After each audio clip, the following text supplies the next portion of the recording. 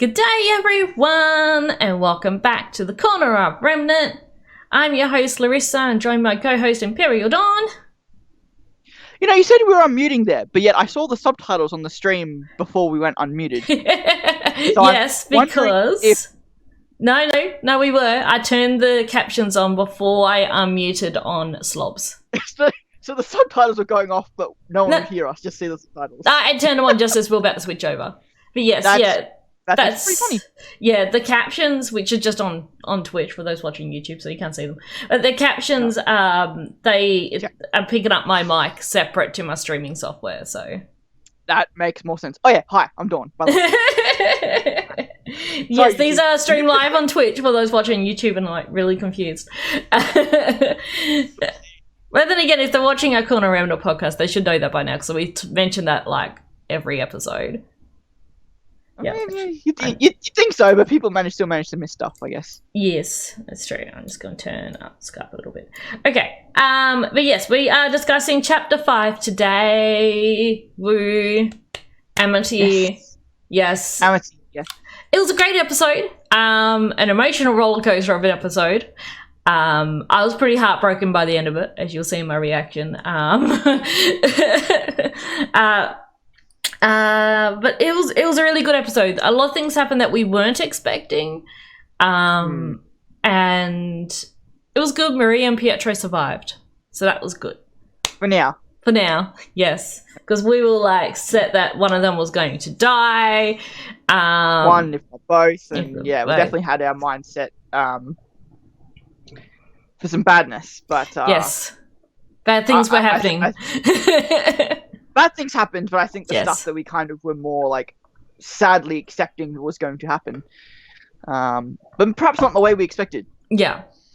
I think a lot of us were expecting. Yes. No, it was.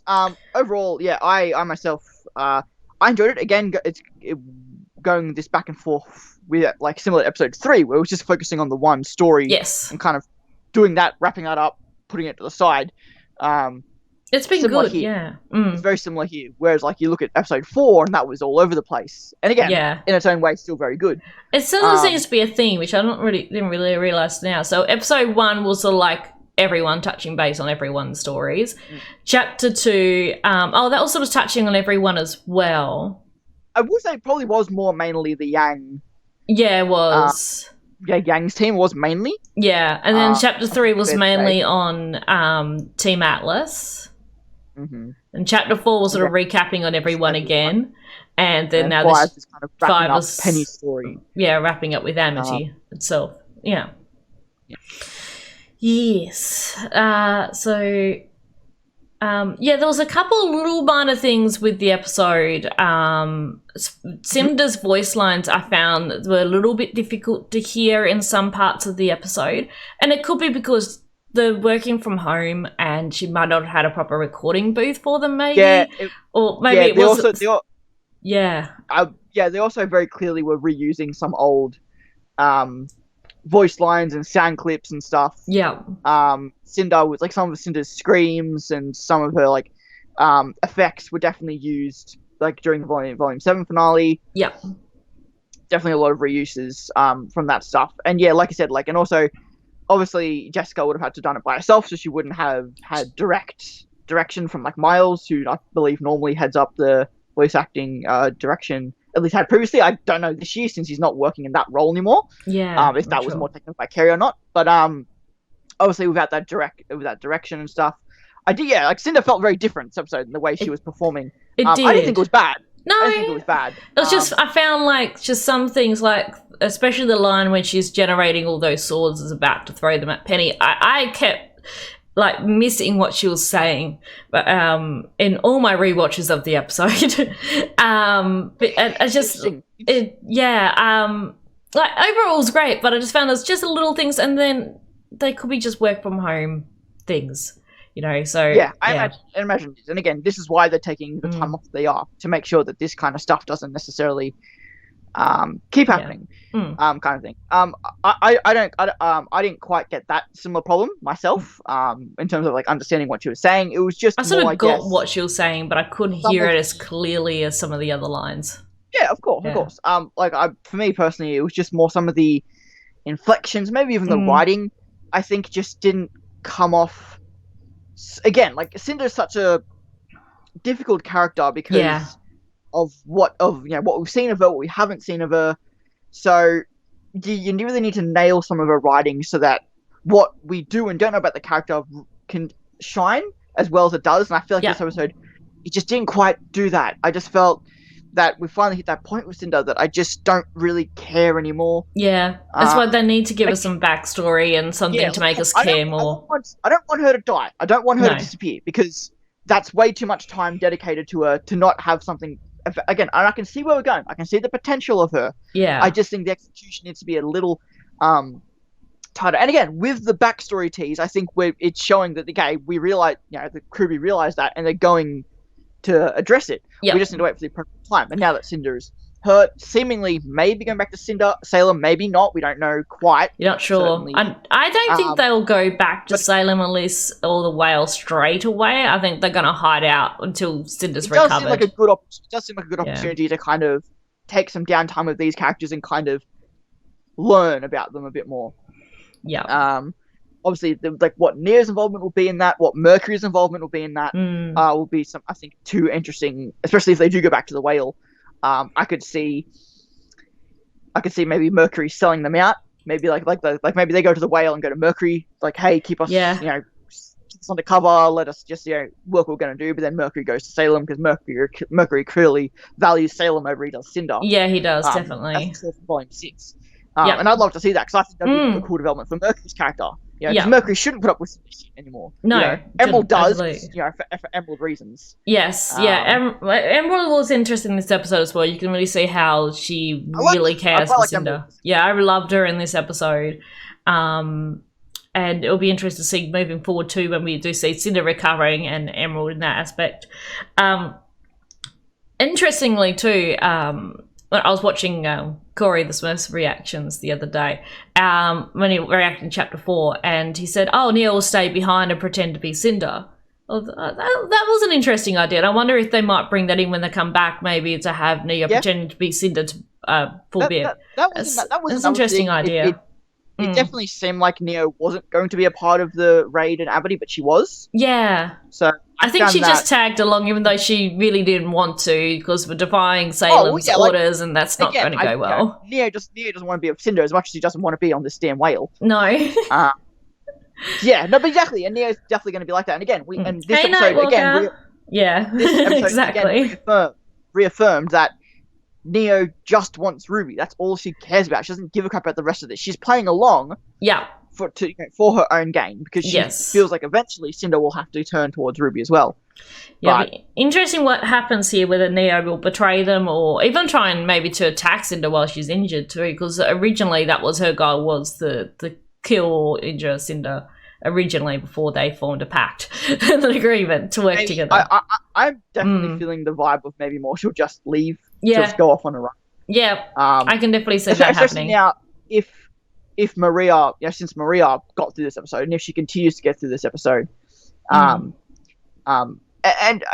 if Amity Arena lands anytime soon, because as far as we know, one, they never mentioned where they're going to land, and I think that was a deliberate. Well, they said north, so I'm thinking, but it didn't quite say. So it might be north of the city, but I'm not sure. Maybe they'll even land possibly where the others are. We'll see. For me personally, when I first watched it.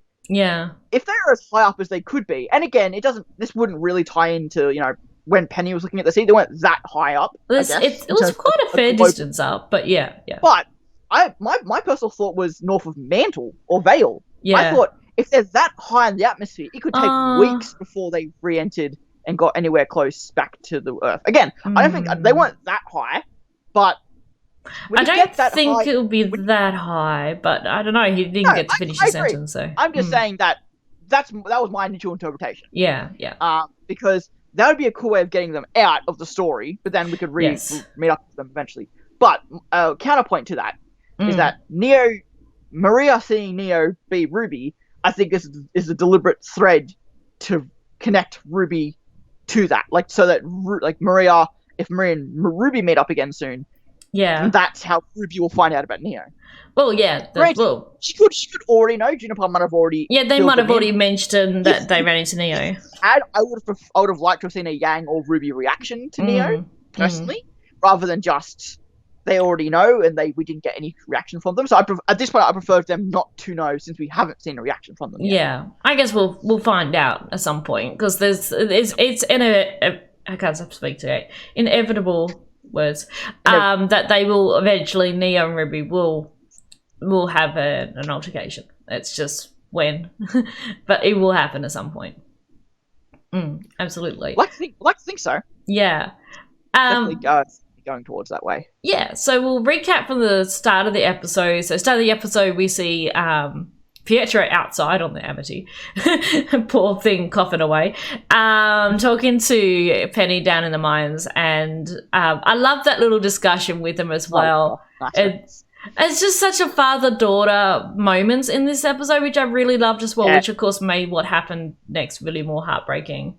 Yeah, there was some real genuine good vibes and stuff. Especially between those two and their relations. Yeah. Because we haven't really seen like a super loving father relationship, because Ty is a bit more of a hard ass, a bit more of a funny person, Jacques, obviously, Jacques. So this was actually we haven't really seen yet.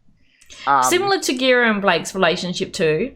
But of course they've had a falling out, whereas Pietro and Penny haven't. And Gira's a bit more like he doesn't know what he's doing. He's like that dad who's try hard and doesn't really know what he's doing. He's trying, but whereas Pietro is different. And Penny has talked about Pietro since volume 2. About what Pietro is like and how much he loves her and just wants her to be kind and safe. Yes. So that was some nice little tying into that, because you haven't really seen, apart from Pietro just himself being sad about Penny back in last volume, to actually see the interaction between the two and see how much he cares about her was a really nice little it was touch, especially if this is the last time they'll get to do that, but we'll kind of see where the story goes from there. But exactly. And the blowing up the mines. We see those interactions and then they'll get into the mines, which is a nice obviously call back to last volume and something that I definitely wasn't expecting, but it's definitely a nice little but again, it's a nice little callback to like what Vine was saying, how this is a very dangerous place, this is a very crazy place, and obviously it's cool that they really are worming in this whole this thing isn't ready. But we're going to do what we have to do, because I remember seeing a lot of talk prior to this episode, prior to the season, how was Amity actually still going to be launched, because clearly it wasn't finished yet. It wasn't finished yet. So I'm liking that while obviously this is like communication and down again, obviously, but it's cool they're really tying that into where we're just going to get this done. Or get done what we best can. I thought it was a great idea, and I love the effect too when and the mines do go off and the different colors of the dust exploding. I love that. It was great. It was really good. It's such a good idea too, to give them that extra thrust that they needed to push Amity up. Yeah, it's a good idea. I missed it when they first said it, but Pietro mentioned at the start of the episode that they'll broadcast the message they recorded. Yes. I missed that the first time, so when the RWBY video was playing, I was like, did I miss something here? And clearly I did.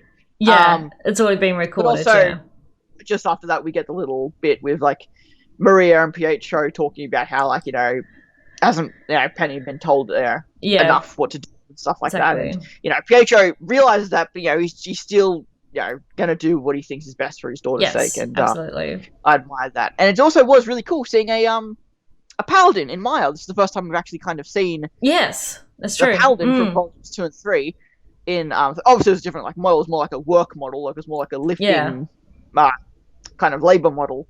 But that's still really cool seeing that. It was. Yeah, and a nice tie that Maria was piloting it, which is a nice tie to Cordovan piloting hers. Yes. Last volume, the two old ladies both pilot these mechs. I quite like that a lot. Yeah, it was cool. I love Maria in the mech. It was funny. Yes. And they end up launching Amity, and that's when, of course, Cinder and the gang turn up. And, of course, Cinder has to be all dramatic and be standing on top of the freaking plane thing and burn a hole through Amity when they could have just flew through the sides. But anyway. But, of course, that does damage one of the stabilizers, which is important later on. So I see why that happened. But, yes, Then we had that altercation, of course, between... Yeah, we had the explosions going off, and then they're all forced to the ground. And then obviously we tie into Ironwood kind of accepting that, they've gotten this far, we now have to act. I love how, I don't know why it made me giggle, but when it popped up sensory alert after the explosions, I don't know, that just made me giggle. Well, at least they noticed their sensory alert, unlike freaking Argus didn't notice the Leviathan sensory alert. At least that's it. Ironwood actually noticed his. Yes, I guess they were waiting for them to make the move because they had an idea that's what they were doing. And Ironwood mentions later that Polendina's proxy trick worked. So as soon as they broke, that's, I guess you could argue that's how they got that far. I think once Ironwood kind of gathered that Pietro was running through, he realized what they were doing, and he kind of let them go as far as they were until obviously they had the Aesops come in.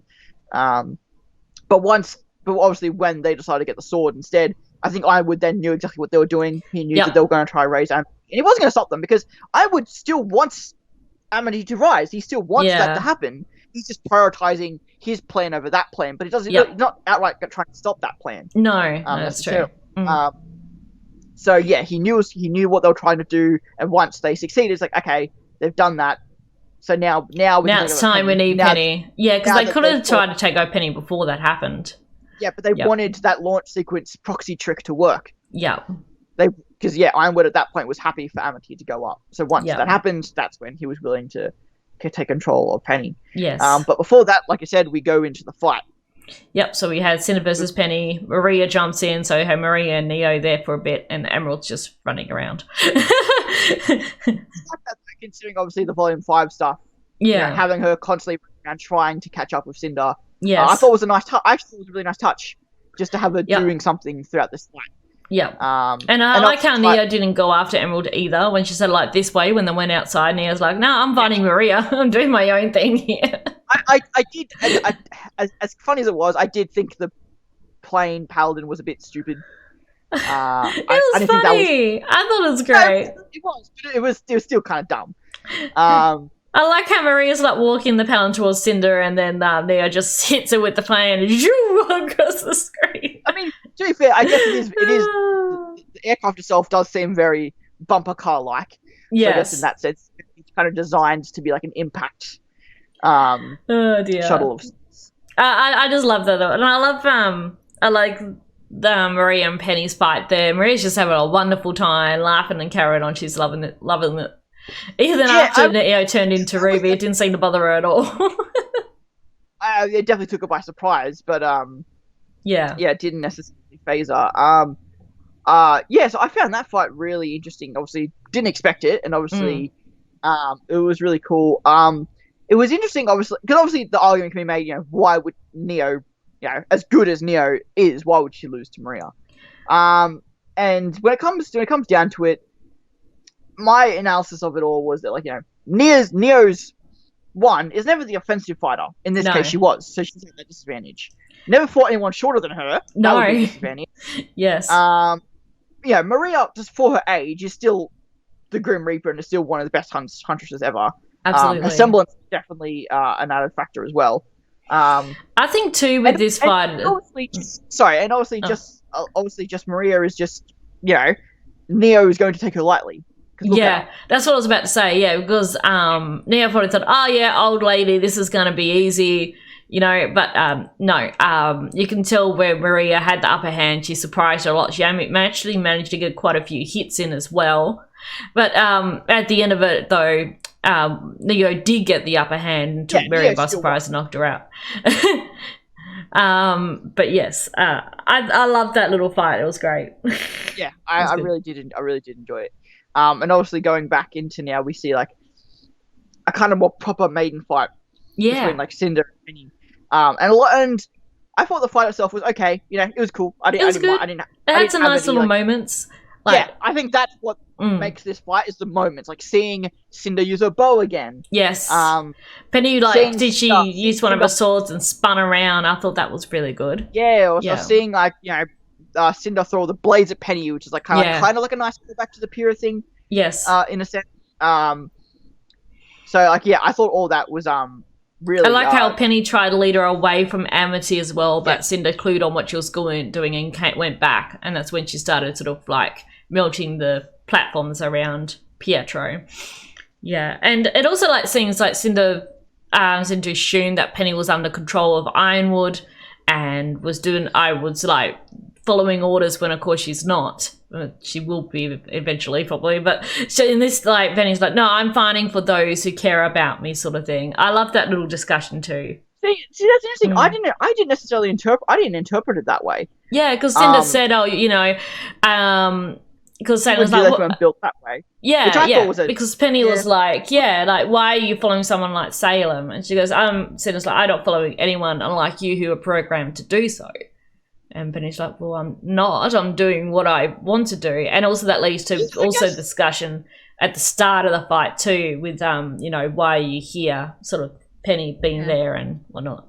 Yeah, I guess when I watched it, I interpreted it more of just the idea that, you know, she was just a machine, you know, programmed to serve. Yeah. Well, yes, but not necessarily the Ironwood bit. I guess I didn't see it that way. You know, she was just a machine built to serve, do whatever. Yeah. Sure, but like I'm not saying like directly to Ironwood. That I didn't interpret no, that way. But yes, like she's programmed to serve. That's the whole point of the thing. Well, Penny was asking her why she was serving Salem, and that's why Cinder was saying, well, you're built to you're programmed that way. So to build to serve someone, whether it's be Atlas or Ironwood or the military or whichever. That's how I interpreted it. Yeah. But yeah, I mean, I did think that yeah, I mean, I guess going back to earlier with the whole Cinder thing, I thought that line was an odd one. Not that Cinder would obviously, you know, not admit to being a servant. Like that makes total sense that Cinder wouldn't necessarily. Well, she's in her mind, she's not serving Salem. That's how I interpret. Yeah, so she's not serving Salem in her mind. Yeah. Especially at the moment, defying Salem's orders by coming here for one thing. But I think in her point of view, she's using her situation with Salem for her advantage, not realizing really that it's Salem who's using her. So to me, Stin always seems very confident that she's doing everything that she wants to do, but really in reality, she's not. She is serving Salem, but in her mind, she's not. That's how I sort of interpret it too. Because Cinder's very defiant in things, and she wants to be the leader. She wants to do things her way, not follow someone else's orders. Yeah. And I feel like she's trying... it was nice kind of getting that kind of like first confirmation that, you know, she does feel that way. Yeah. You know, whether that's actually how she feels or she's just, you know, stroking her own ego and just, you know, trying to make herself look stronger or whatever, either way. But again, it just comes back down to like this whole fight and just kind of some of the dialogue just kind of is just a bit open to interpretation. It wasn't super clear. I didn't feel like either way. But I will say that the next little bit with like I love that like Penny was also trying to see the platform and stuff. Yeah. And like freezing it all. But yeah, seeing Cinder kind of latch onto her like that was terrible. Yeah, it was quite terrifying. It was, yeah. And shout out absolutely to Taylor and the voice acting. Yes, Penny. I thought the voice acting for Penny was really good this episode. It was, yeah, and her scream too when Cinder was using the Grim Arm to sort of like take away her the maiden powers and her aura. Yeah, which is an interesting detail that I kind of keep forgetting because obviously she did the same thing to Raven. Yeah, and she did the same thing to Penny. Yeah, and you think back to how she got the power in the first place from Amber was also something similar as well. Yeah. So now you have this potential to where, and again, something that I keep forgetting, if Raven and Penny were to die, you would assume their powers would also go to Cinder, regardless, because they have themselves other sections of those powers. That's true. I haven't really thought of that. Yeah, that's the thing. That's I kept forgetting. So I guess it depends how much they steal. If they manage to steal enough, because they actually stole a lot of Ambers originally.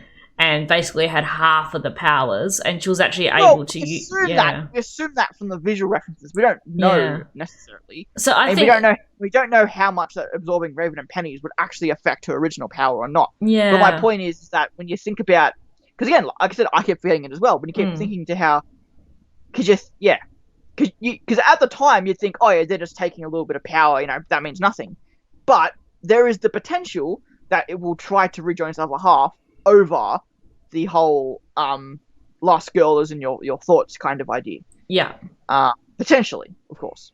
Mm. So I just thought that was an interesting thing they've done twice now, to where, if we have that happen again, with the Summer Maiden, we could have this potential of, them all converging to Cinder at once. If possibly, yeah, we go that far. I don't know if we can keep. That's an interesting idea. I don't know if we can keep dragging Cinder through the dirt for that long. Yeah, I don't know. But it's very unknown. We don't really know how that all works with the Grim Arm and everything too. Mm. That's all true.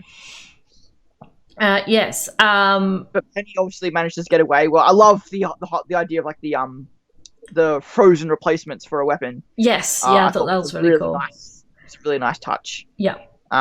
Yeah, that was cool. And something. Go ahead.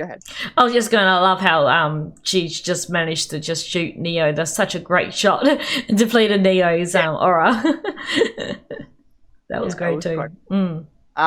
So then, and this was something I was really interesting. For some reason, before watching this episode or during, I kept forgetting that it was Pyrrha that was affected by the semblance back in Volume 3, not Penny. Yeah, it was. For some reason, I kept thinking to myself, how do these semblances work on Penny? Oh wait, we already know that from Volume 3, when obviously we don't. No. I don't know why I kept thinking that, but I kept confusing myself so often during this episode.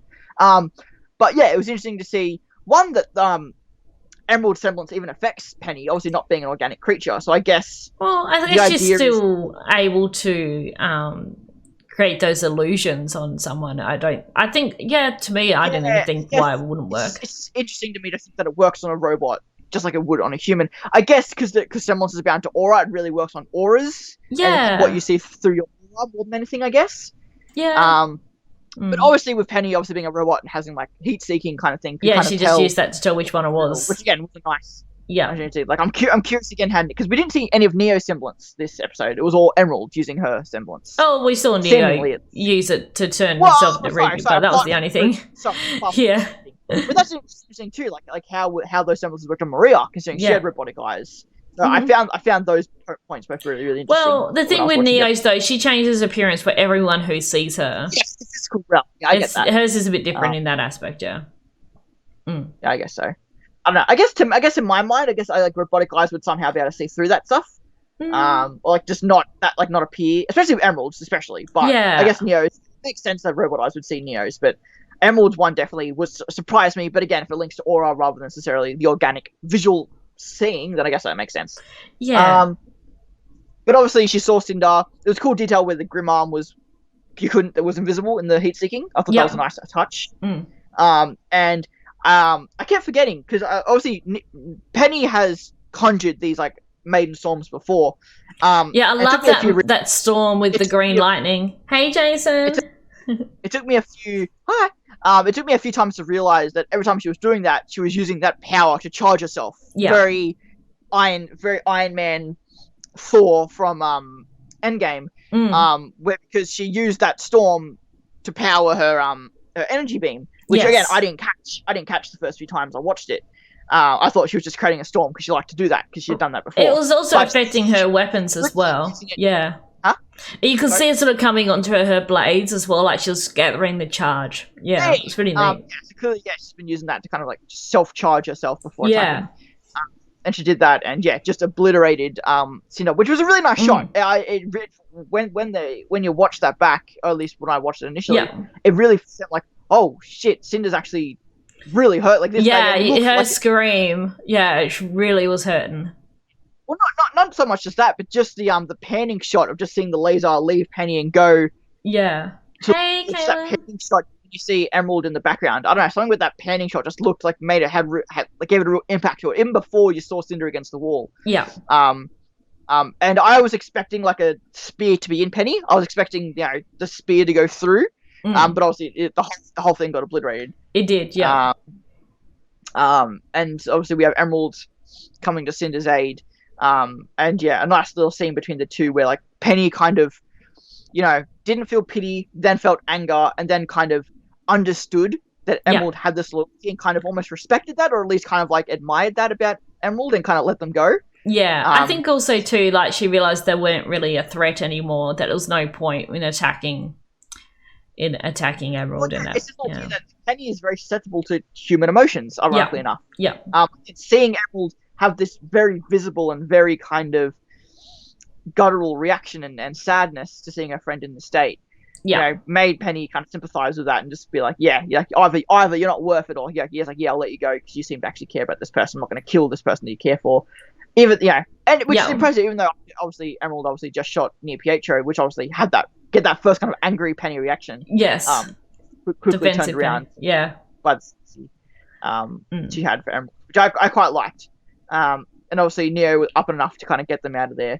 Yeah. And again, just seeing Cinder fail, and I like that. At least this time she did lose. Like obviously we saw last volume she just ran away. Yeah. Obviously the Silver Eyes is enough to throw her away, and that's fair. But at least this time we actually saw her get a satisfying loss. Yeah. You know, obviously we saw her get beaten by Raven, but that was kind of like a cheaty kind of win. It was kind of like a last second kind of like sneaky kind of win. And we didn't have any sort of confirmation what happened to her.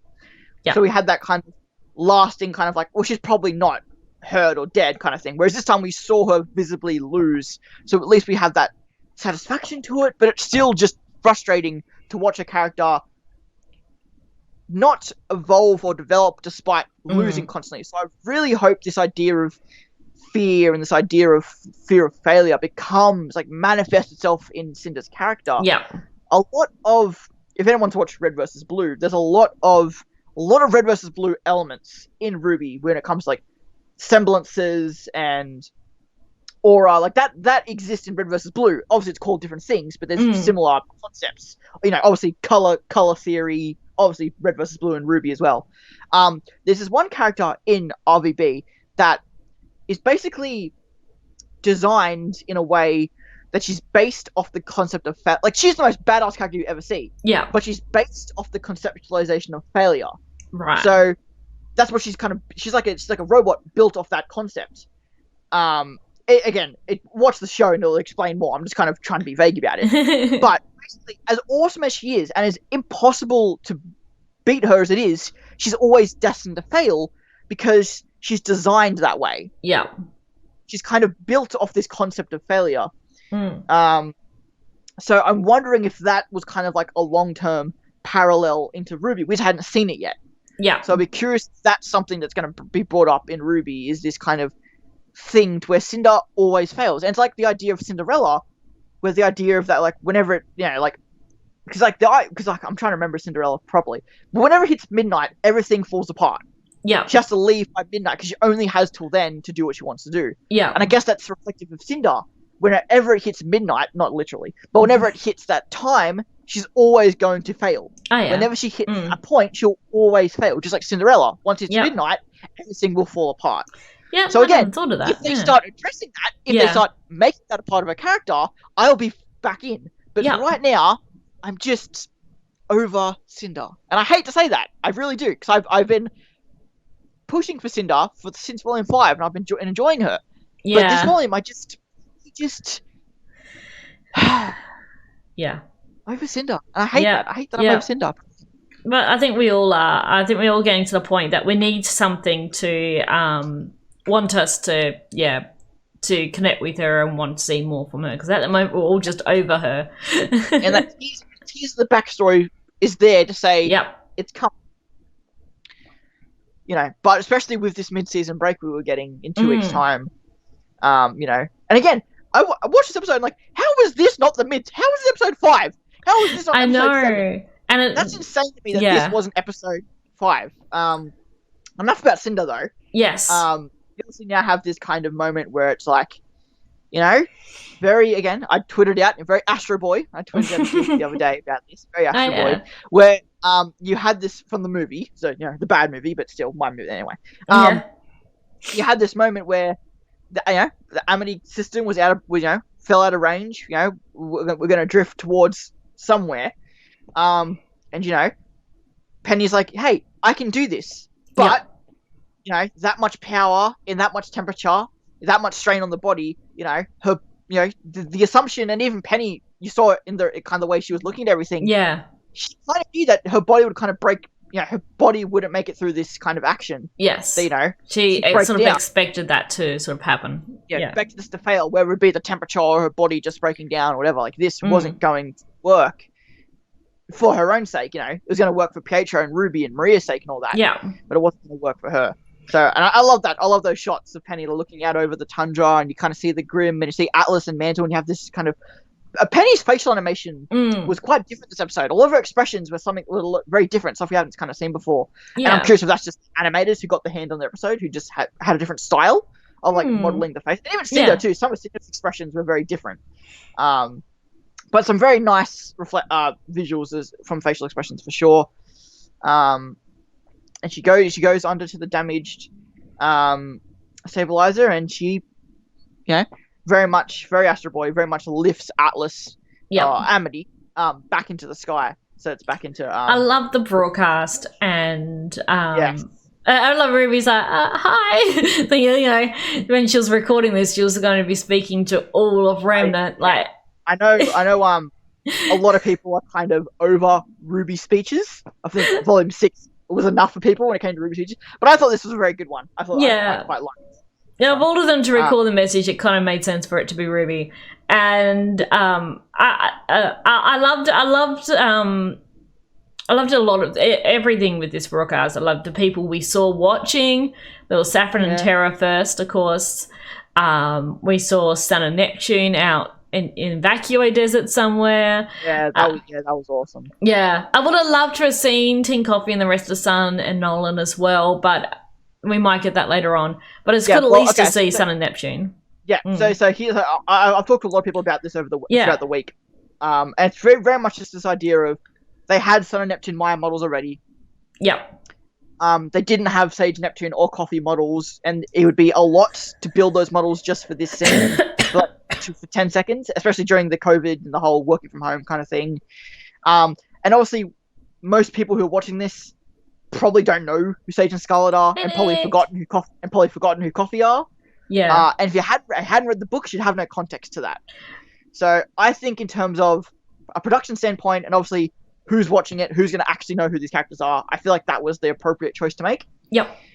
Well, again, I would have loved to have seen it. Of course I would have. Yeah. It made sense. It seemed too much of an ask, too unnecessary of an ask. But I do imagine that this will lead into, when we get to Vacuo, or maybe even if we're an Atlas long term, which I doubt we're going to be. But if we are an Atlas for a bit of a longer term, even after this 2-day volume, we could see some of these characters show up. I will ask, because we hadn't mentioned it yet, I'm curious, because I've seen a lot of people get this wrong. Or at least I think a lot of people got this wrong. Yeah. Where do you think Ilya was? Well, she looked like she was in Menagerie to me. I don't think so. But she could have really been anywhere. She could have still been in Mistral. I think it was still in Mistral, because there was a mountain in the background, and there were no mountains in Menagerie. That's true. I haven't really analysed that scene too much. It was very brief, but yeah, no, that makes sense. If she was in Mistral still, which means she's pretty close. I've seen a lot of people say Menagerie, and I just very much thought it was Mistral. Yeah. I could be wrong. It could be Menagerie, but to me, it felt Mistral. Just looking at it, it felt like they were still in Mistral. Yeah, and it makes sense that still be in Mistral, because that's where the White Fang were, their mainstay. So it makes sense for them to kind of stay there and kind of, because if there is still any White Fang swell, it makes sense that well, that's the thing. I don't know, Gira, I'd assume so, but maybe he went back to Menage. I don't know. Not sure. But it was cool that as soon as they saw the broadcast, Gira was immediately like, hey, come on, we went to Mistral, now let's go to Atlas. Yeah, I definitely expect from the people we saw in this to hopefully come to their aid, or at least do something towards that. Yeah, well, that's what I said. Like, I could imagine Sun, Neptune, the others, and Coffee going to Atlas, but I don't think we'll be in Atlas long term enough for them to make that journey. I think it makes more sense for us to meet Vacuo. I don't know about Sun and Neptune, especially depending where the story is with their time in Vacuo as well. So I'm not sure with them. This scene is actually probably likely before the events of at least the second book. I'm thinking so too. Probably. It might have been before they met up with Tin Coffee in the desert. possibly. Yeah, it's also possible because it does seem that like because at the end of the first book it's just Sun and Neptune. Yeah. So it could be tying. It could definitely be that. And also Neptune still has his jacket. But of course they might not have altered that, but yeah. Something happens to his jacket in the book, so. Yeah, I guess it wouldn't surprise me if this was after the books and that was just like, we're not gonna go that far to remove his jacket. But that's an interesting point. I guess the only complication is why wouldn't have that been mentioned in the books? Yeah. If they had heard this broadcast. Well, that's another good point. But again, the timeline is close enough to where Before the Dawn could be before or after Volume 8. It seems to be that close in the timeline that we just don't know. Yeah. That's a very good point. But it is interesting. So I could see the Vacuo team head to Atlas, but again, it depends how long we're in Atlas for, because that'll take a long time to get there, obviously. And where they are in their story. Yeah, I think it's more likely that, the Atlas team will come to Vacuo. I do think that Ilya and Gira and that could make their way to Atlas, but I think they'll probably get there after we've already left, because again, how long it'll take to get from Mistral to Atlas, at least in terms of Volume 8. Volume 9, if we're still in Atlas, maybe, but not Volume 8. They're definitely closer. If they're in Mistral, there's definitely a possibility compared to the others who are further away. Yeah, again, similar thing for like a Veil backup, but which again is probably the closest to Atlas. From memory. But again, not Volume 8. We don't have a day. No one's gonna get. The only person who's gonna get here in a day is probably going to be Raven and Ty. Yeah, that's true. If they're going to show up, and I'm just saying to everyone who's like, everyone's like, oh, Raven has absolutely no relevance whatsoever. I'm just saying we didn't see her, but I'm just saying she's hiding somewhere. It's more likely now than it was before this episode. That's true. Depends. But so, and of course we had Glinda and the Dustman as well, which I thought was a really good, nice callback. And of course the last scene with Ty and Zwei, which broke me because Ty's like, no, come back. I'm like, oh. It was funny because obviously I've seen a lot of posts over the week, kind of like, oh, first time Ty's seen Ruby in a year or more and stuff. And it's one of those things where when I actually see like RWBY Volume 3, of RWBY Volume 5, and then RWBY Volume 8, pictures of Ruby next to each other, and it's like, it really makes me nostalgic for her current outfit. Yeah. It's this really weird thing where it's made me really appreciate the new outfit, because now we're seeing Ty see her new outfit. Yeah, and like, I love it now, just for that weird emotional nostalgic connection we now have with that, because that was the outfit that Ty first saw Ruby in after that long. And it's like, it really did, again, because that's always kind of been a point. Why isn't Ty involved in this? You would think Ty would be. He has no reason to not be. Raven has a reason not to be. Summer is dead, so that's a fair reason not to be involved. But Crow is. So the question is, why is Ty? It could just be as simple as he learned about all this stuff like Raven, and he just didn't want to be a part of it. It probably is that simple. And he might be helping out with Beacon as well. I think that was referenced too. He was helping out with Signal. Yeah, like we know, like that he has that work, which is important to keep the huntsman going and stuff. But like your daughter's out there, and you just question. I wonder why he's not a part of this, helping her when clearly, obviously, Ty, Ruby left. Yeah, and Ty wasn't just going to chase after her with Yang. Yeah. And he let Yang go. Yeah, but I guess the question is, why didn't he go with Yang? Is it probably a possibility? So I'm curious to find out what Ty, because Ty's the odd one. Yeah. Like, why is he involved in this? So I'm really curious to learn that. And we obviously had a Stark reference in Volume 7, or Clover was referencing Crow's team. Yeah. There was a cut bit of dialogue from Episode 4 about Stark between Robin and Crow that Eddie mentioned on Twitter that didn't make the cut. Okay. If we're going to get some Stark stuff, it does feel like we're kind of heading in that direction. Possibly, yeah. And obviously, we do know that Volume 9 is going to be something different.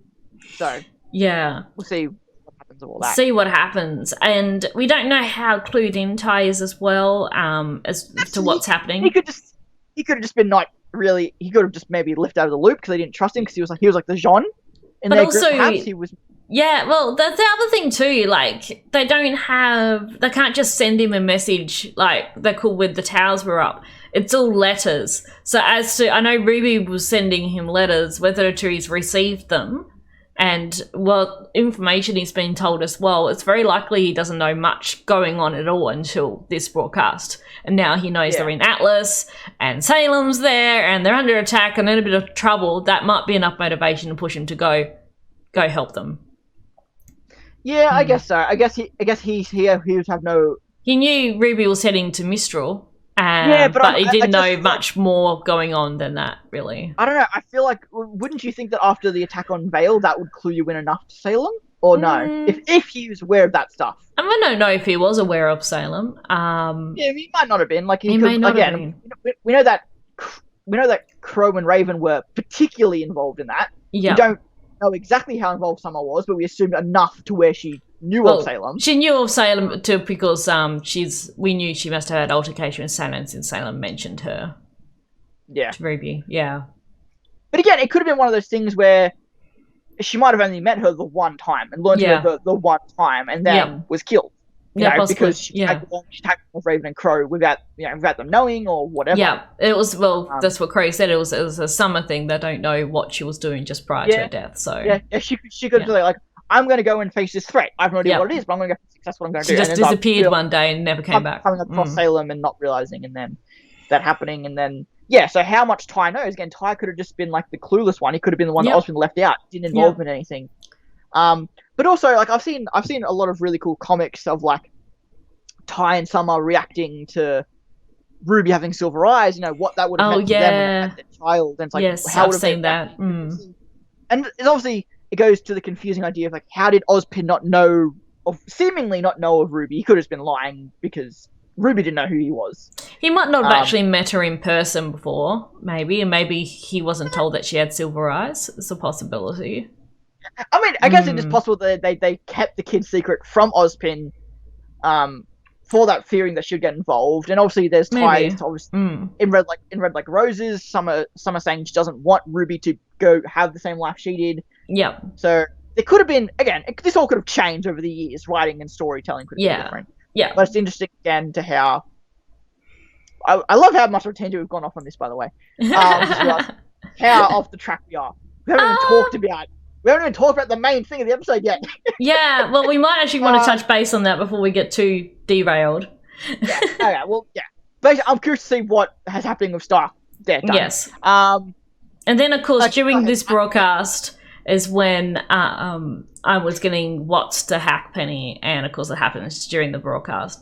I really loved how this was done as well, with it not being like instantly, like you can see Penny was struggling against it and everything. I thought that was all really well done. Yeah, and I love the reference to the towers and Amity. They're all kind of are designed to work the same way, and they all have to communicate with each other in order to all work successfully.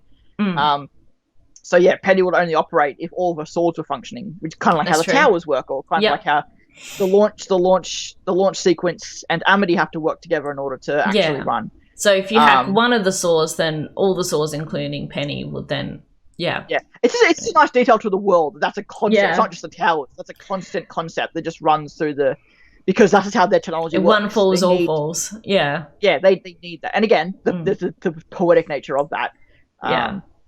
As Osmond has mentioned.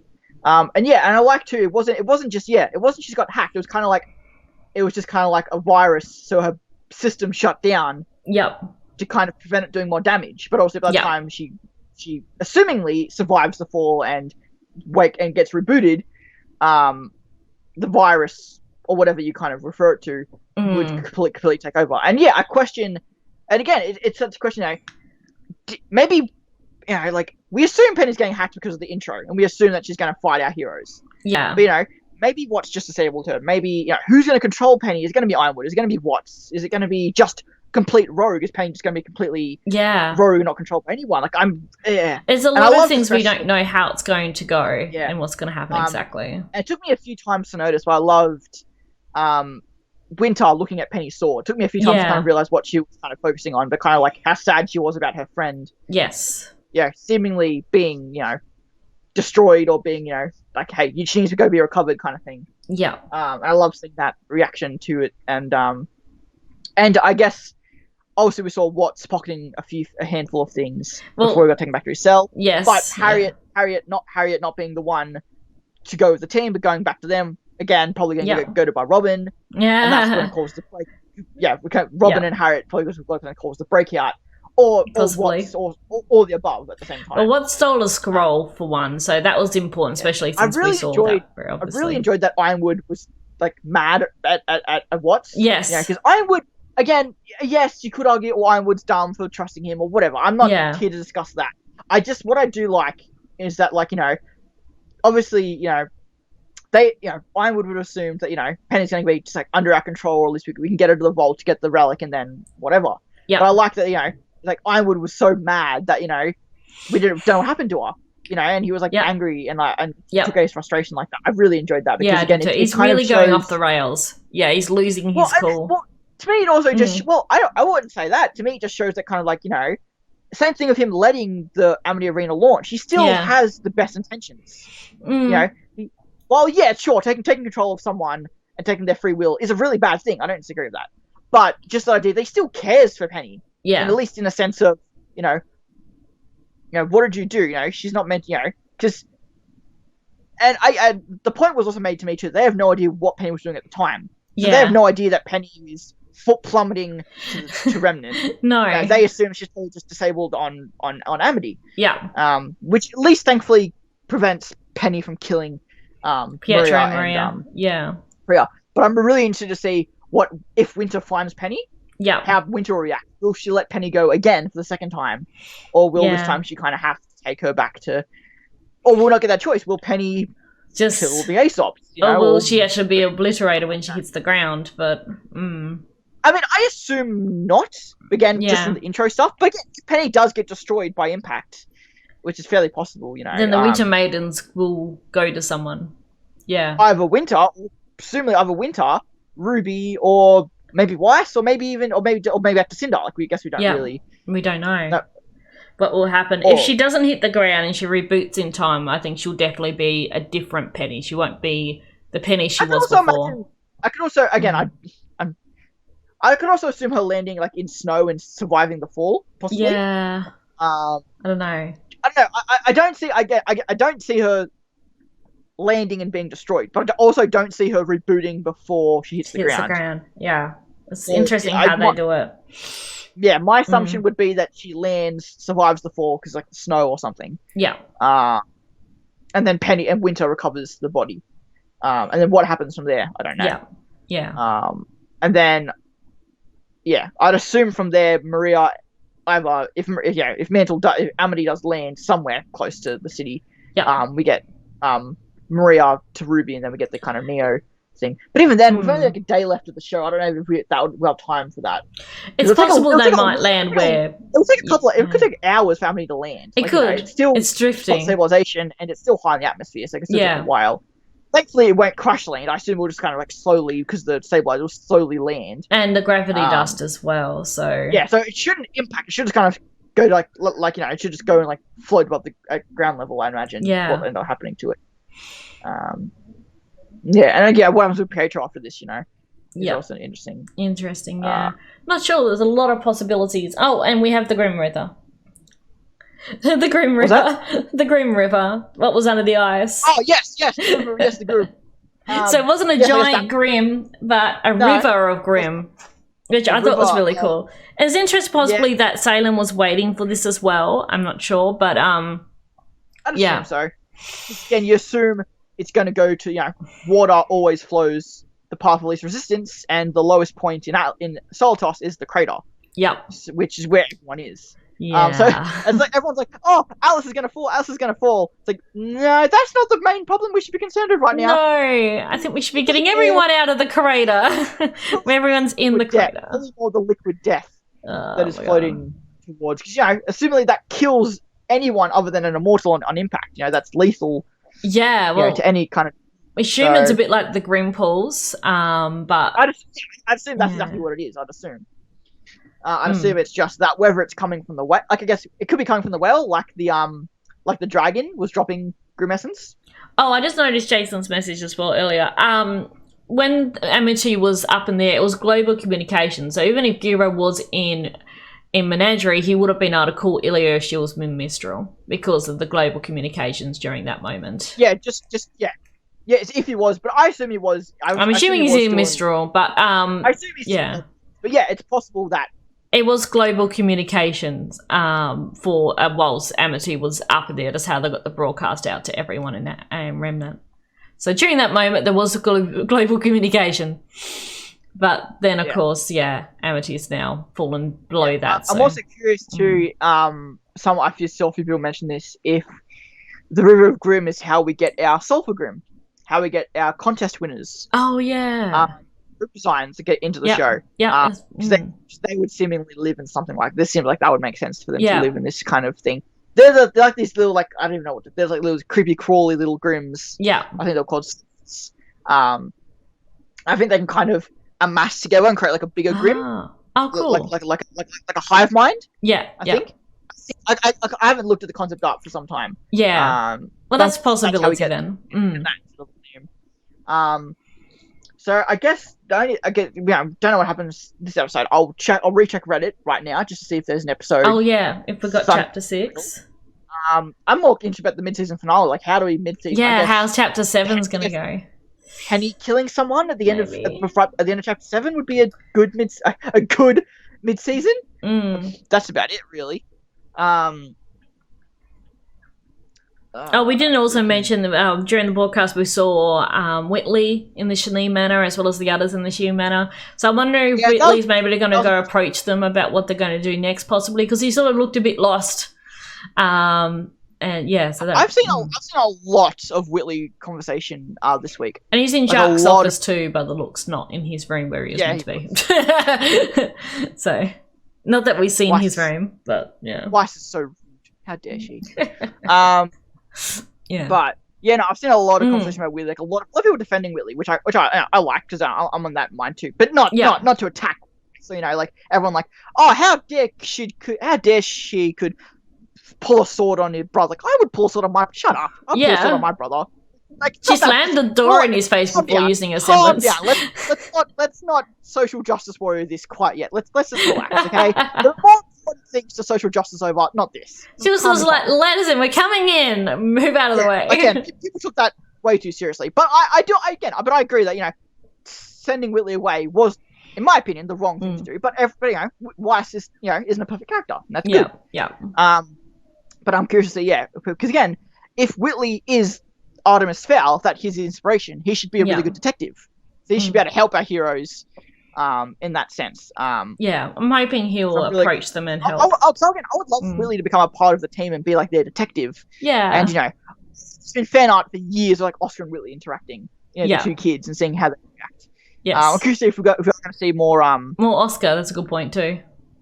For this episode, obviously see more Hazel. Obviously, if they do go back, if Cinder and that go back to the whale, we could tie into that stuff as well. Yeah. So could we get a whale of a time this episode? Oh God. But I do imagine we might see a bit more of Team RWBY in the mansion with Whitley, because we didn't see a lot of that episode. I love seeing RWBY reacting to herself on the screen. That was cute. And we saw Sam, of course, watching the broadcast on Tyrion Scroll too. So it's a nice touch too. A little note that I really, really liked too. It's super obvious, but I love that everyone had the old scroll model. Oh yeah. Like, that's a detail I could so easily see it being overlooked. Yeah. But everyone had the old double paneled scrolls. I'm like, oh, thank God. I really assumed that some people would have the more modern one. I'm like, no, you're not meant to have that. No, I guess the new model one's just in Atlas. So it's probably just for our team. Like, it's probably like that high tech that it's just like the Atlas military that have it. I wouldn't even say broad Atlas even has it. Yes, they look pleased. It was interesting because with her reaction too. Yeah, again, like, this is all kind of like, it's all been part of our plans, And an interesting point I've mentioned too is I'm really curious. We mentioned this last episode, but you shot me down, so but I'm curious if, again, who is what's working for right now? Yeah. Is he just doing stuff for his own goals at the moment? Is he working with Ironwood in a weird sense? Is he doing what Salem wants? Because to me, it seems to me like, right now, my opinion, Watts is just doing what Watts wants. Yeah. That's always that I don't think he has some grand master plan he's doing for Salem, because Salem wouldn't have known about Penny, or Penny having the maiden powers. Like, that seems a bit too coincident, that doesn't seem quite right, that Penny would be a part of Salem's plans to this degree. Yeah. So I think Watts is doing what Watts wants to do, and then once he gets back to Salem, that's when he'll start doing Salem's bidding again. I think right now he's just doing what Watts wants. Yeah.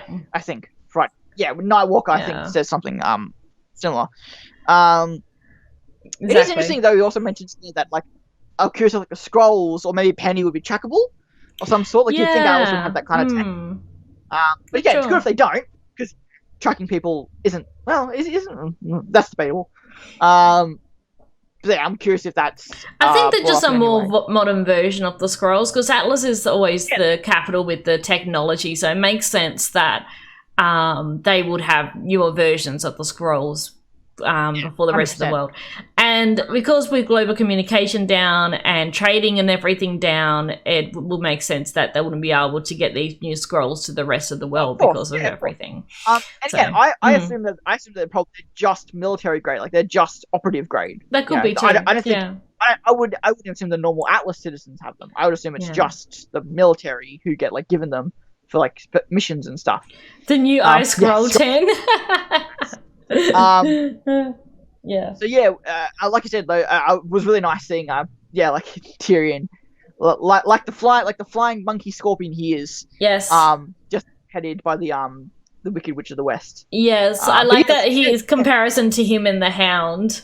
I saw that, he looked like he was like the Hound in a way, like he was Salem's pet being patted. I've seen a lot of people saying that like Cinder's going to be replaced by the Hound, or that Cinder's going to be turned to the next Hound, which I'm not quite a fan of. I don't think so. I just don't see that being a thing. I think the Hound's just its own fifth lieutenant kind of thing. Like, I think that's all it is, kind of. It's a creature, and I also I can see down the track in later volumes of there being a fight between Team RWBY and the Hound, because if they're going to try and kill Salem, they had to get through the Hound first. So I can definitely see that. I definitely think the Hound versus RWBY, like the big bad wolf. Yeah, allegory. That's true. I think definitely. Yeah, so definitely there will be an altercation with the Hound, unless something happens to it between now and then. But I don't think so. I think it will be like the Salem cat that she pets, like a Bond villain. Very much so. Yeah, very much so. Yes. Yeah, it really does seem that and again, RWBY made a really good point here that in this episode that and something that we've been wondering for a long time. Why now? Why has Salem? And I'm not saying just Alice, but even the stuff at Vale. Why is Salem, who's been around for thousands of years, doing this now of all times? Yeah. Exactly. And RWBY makes a good point of saying, if she was so unstoppable, if she was so godly, then why would she have such caution? And that's a great point. Yeah, very good point. There must be something that has kept her at bay. And my theory always was that it wasn't until the Huntsman Academies were established that Salem felt threatened. Yeah, and that's when it's possible. That's when she actually started acting amongst the world. Before then, she was content to keep to herself. But that seems to be more like Hazel's motivation, more than Salem's, in a sense. But it could be both. That's maybe why those two are even together. And I could see Hazel kind of destroying Oscar and then kind of like being satisfied and maybe being done. So, I don't know. Again, Salem's always saying you all have your own goals, but you can't do them except through me. Yeah. So what happens when these people have their own goals achieved? Yeah. Has Watts gotten what he wants now, being with Ironwood at the moment? Has he kind of gotten revenge for Pietro and kind of, gotten revenge against Ironwood? Is he satisfied? Is he done? I doubt Watts. I doubt it, but is that possible? With Hazel, though, I could definitely see him feeling content with what he's done. Because I don't think he'll actually kill Oscar. I think he'll beat him with an inch of his life and be kind of remorseful and kind of be satisfied. I've done enough here. I feel justified. But now, Hazel question, now what else do I have to gain from being this person? Salem. Yeah, it's interesting. With Salem, I think end of the show, and there's that fun altercation. My theory is that her curse is going to be broken, and that's the only way she'll be able to then be killed when she's no longer immortal. Yeah. So they need to break the curse somehow. So that's always my thought is how it will end, with a curse being broken. But yeah, I've always figured something similar. I've always said I feel like the end to the show should be like the poetic not bringing the gods back. Yeah. It should be like the moment where like Ozpin's about to, but then like decides we don't need that anymore. We are better than them. We don't need them anymore. Ever. We should just be our world to continue to exist as we are. That's my poetic dream end of the show. I don't know how Salem's curse gets broken without the gods being back. Yeah, so I'm curious how, say both of our visions, how a middle ground would occur between the two. It could just be as simple as Salem going into the Grim Pit again, maybe breaks her curse, or going into the good, like the good shrine could break her curse. Well, that needs to be the question that gets asked of the lamp. How do we break Salem's curse? And again, the show could end with just RWBY giving another speech and Salem just realizing her faults and the curse being broken because she just accepts life and death and she just lives on for the rest another 30 years before she actually passes naturally or whatever ends up happening, you know. The show could end without Salem being killed. Yeah. Just because that whole idea of you must learn the value of life and death before a curse gets broken. Yeah. Or it could be very like God of War, just something similar. The new God of War game where the villain is unkillable. He can't be beaten until his curse gets broken, and then he gets then he gets killed. But it's once his curse is broken, he gets that he gets given that choice. It's like, hey, I won't kill you, even though I can now. I will give you the choice not to. He ends up doing another thing bad, and then ends up the cycle must end here, and he kills him. Yeah.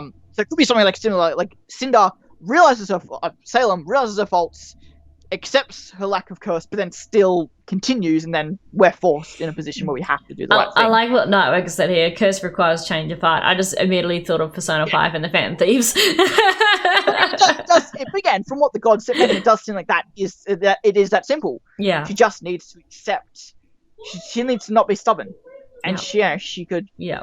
Yeah, but at this point now, she might not want that. She might. And his curse requires all of humanity to be united. Yes. Yeah. Well, that's more the gods' requirement, not so much Salem's. Salem's requirement is her understanding of life and death. Yeah, well, they've both got curses. I think that's what Nightwalker's saying. Both of them have curses. Salem's, of course, requires her change part and accepting life and death, whereas Oz's is, of course, getting the relics together and having humanity united. Yeah. So yeah, I mean, it's interesting because like Salem arrives at Atlas and again is revealing herself to the world. Yep. Obviously she made the phone call on her way, talking to the girls in Ironwood's office on the Whale. Obviously, we know that. Yep. Skype call. Wi-Fi. We know this. And then obviously we have the transmission that the whole Atlas now knows of. Atlas knows of Salem, and she arrives. She doesn't care. She accepted that. Yeah. And now the world knows of her. And she doesn't seem to mind because she's already here. Like again, that's the thing. She's already here. Exactly. But I love how RWBY presented her message where it's like, hey, there's this thing here. Don't worry about us. We might not survive this because we didn't have time to repair. All we're asking you is, hey, here's this threat. Be ready because we're not going to be. Like she's almost like we weren't prepared, but you guys have the chance to be prepared. Yeah, which I really like that that's how RWBY decided to present that because again, as we've all said, it is very likely that Atlas will be destroyed, whether it's Atlas falling, now the River of Grim just consuming Mantle completely, or Salem just outright just wiping Atlas with the Grim. So I like that RWBY kind of almost to the audience is also telling, hey, Atlas is probably going to be destroyed this volume or next volume. Yeah, that's probably going to be. But we're still the nostalgic peeps. Yeah, we've gone over that already too. Yeah, with the seeing everyone, it was great. Yeah. That's so cool because also we've had mentioned of Sun and Ilya both being characters that will come back at some point. Hearing of Gira again was so nice. We didn't see Gira in Volume 6, so that was a nice kind of reference to that. Tiles being a big one. And of course we saw Glinda as well and the Dustman. I will say everyone's simping for Glinda. Yes. Her mom didn't look that good. It looked like I think it's a combination of things with Glinda because one, we thought we weren't going to see her ever again due to the issue with the voice actor for her and everything. I'm just saying. Remember, everyone was like, "Oh, at the end of Volume 6, someone looks so good. Someone looks so good." I'm like, guys, that's clearly a temporary model. She'll look better. And then we see Volume 7. She looks a lot better in Volume 7. It's like, told ya. And again, I think it's very similar to Glinda. He's like, okay, come on, guys. It's a quick model for a 1 second scene. She'll look even better if we actually see her again. She'll keep her silver eyes. Is that a theory? I don't think we've really seen. I thought Shopkeep looked really good. Weirdly, yeah, he did. I thought Shopkeep looked really, really good. I love how he just makes an appearance all the time. Yeah. Freaking Glinda getting her dust on, which makes sense. She is the most predominant dust user in the show. Yeah. It could have just been chance that she was there visiting, buying dust when this happened. Because the broadcast was across the world, like everything. Looks like Ty was watching TV at the time. Sun and Neptune were out somewhere in Vacchio. Saffron and Terra were at home, which makes sense. Like, yeah, it just got everyone. Really nice callbacks. I don't think we needed to see those two, but I really like that we did. I really like that we did see Saffron. I thought that was a really nice touch. I'm trying to think of any other characters we could have seen. I'm trying to think now. Are there any other good guys that we didn't see? Well, we didn't see Raven. No, but I assume that ties into. Of course, Coffee and the rest of Team Sun and that. Sure, yeah. but I can't seeing Sun and Neptune. I count those guys. Yeah, it's probably just her new model that made her look a bit younger. Yeah, that's what I'm saying. Like I'm saying, they just did a quick model for the scene. They'll do a much better job if she actually appears in the show again. Which is still up for debate, but they've changed voice actresses before, so I'm sure they'll just do that. And it was cool seeing Glinda, because that's obviously a big thing. Yeah, but like I said, Nightwalker, both of those two I think are kind of encapsulated with seeing Sun and seeing Tyre. I feel like those two. That sort of covers those two. Still, in a sense, because those two are kind of in the proximity. We didn't see the ship captain. That would have been funny if we saw them. No, I actually, and all the bandits. That had actually crossed my mind. Yeah. I did think that. That would have been an interesting callback. I think most people probably wouldn't have recognized him at first. Yeah, and of course we didn't see Emerald and Neos watching the broadcast, but they would have seen it. True. Yeah. True. I guess that's true. So I'm really curious again. Like we've got 2 more episodes left. I could see next episode being a lot of Grimwhale stuff and some Schnee Manor stuff, and then Volume 7 being Penny retrieval. Chapter 7, and Chapter 7 being Penny retrieval and more Ironwood Watt stuff. Like the River Grim reaching the city, maybe. I could see. Okay, so I could see episode. Yeah, so 6 being 6 sort of in between this and I think the River Grim reaching Mantle. Maybe Penny going to the vault. Maybe that might happen in Chapter 7 as well. My personal prediction will be 6 will be. Now you post, bot. We've been live for over an hour. Now you post the message. I imagine episode 6 will be Grimwell stuff and Schnee Manor, and then I think episode 7 will be River of Grim, that team, and Penny revival and Ironwood stuff. That would be my prediction. Well, Yang team seeing Penny crash. I thought that was originally what they were running at, what they saw when they ran out to the sniper. It wasn't. Penny would land near there. I remember looking back at a Penny shot looking over the city and seeing if you could see the where they are. But I couldn't quite make out. There was also a map in the background of the Ironwood Sea where you could see like Atlas, the whale, and Amity. Well, it's interesting possibly.